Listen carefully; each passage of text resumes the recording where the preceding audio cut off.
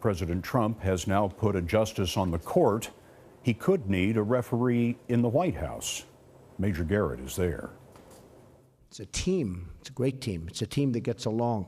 That was President Trump on the third day of his presidency. Now, nearly 3 months in, that team is showing signs of decay. On Friday, Chief of Staff Reince Priebus ordered a face-to-face truce between Steve Bannon and the president's son-in-law, Jared Kushner, both senior advisors to the president and leaders of warring White House factions. Press Secretary Sean Spicer. Our battles and our policy differences need to be behind closed doors. We need to focus and ultimately all come out committed to advancing the president's agenda. Kushner's role has grown in the past 2 months, largely at Bannon's expense. In addition to leading several White House task forces, Kushner traveled to Iraq last week and laid the groundwork for visits from foreign heads of state, including the president's summit with Chinese President Xi Jinping.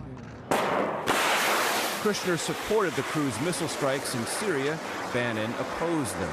The president's obviously very pleased with the last week that he's had and the accomplishments, especially on the foreign policy front. Bannon, who helped craft the president's travel ban executive order, lost ground when it was struck down in federal court.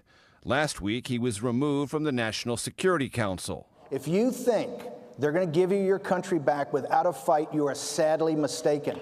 Bannon, a populist with nationalist views, and his allies disparage Kushner's alliance as the globalist Democrat wing of the White House.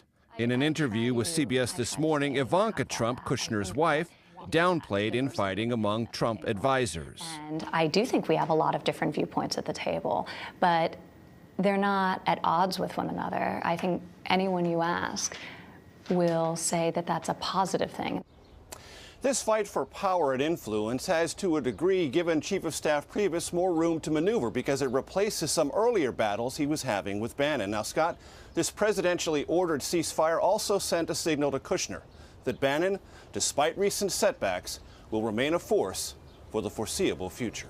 Major Garrett at the White House.